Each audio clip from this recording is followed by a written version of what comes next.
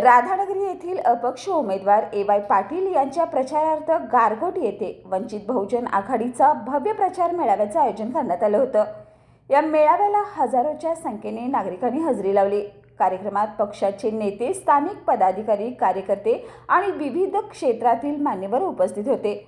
मेळाव्यादरम्यान ए.वाय. पाटील यांनी आपल्या भाषणातून सर्वसामान्यांसाठी राबवण्यात येणाऱ्या योजना, सामाजिक न्याय, शैक्षणिक आणि आर्थिक विकास यावर भर देण्याचा निर्धार व्यक्त केला। त्यांनी वंचित घटकांच्या हक्कासाठी सातत्याने लढा देण्याची ग्वाही दिली। पक्षाचे नेते यांनी उपस्थित जनसमुदायाला एकत्र येऊन मतदानाच्या माध्यमातून परिवर्तन घडवण्याचे आवाहन केले। या मेळाव्यामुळे गारगोटी आणि परिसरात मोठ्या प्रमाणावर राजकीय वातावरण तापलं आहे।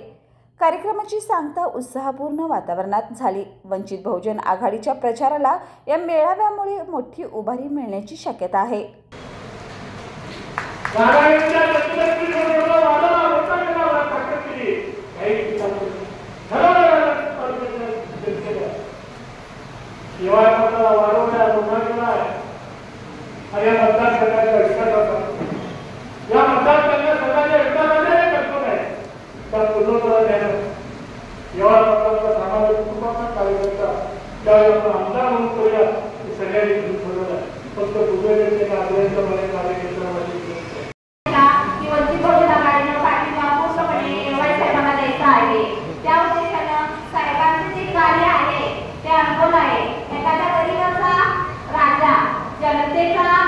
जनतेचा कैवारी म्हणून बोललं जातं ते म्हणजे ए.वाय. साहेब।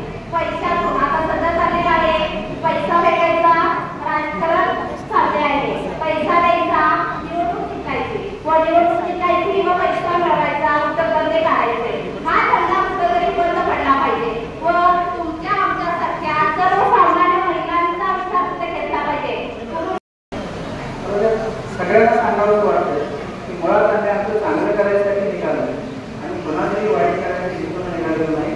आम्ही नक्की उद्याच्या काळात विजयी होणार आहे आणि त्या दृष्टीने आम्ही वाट करतो।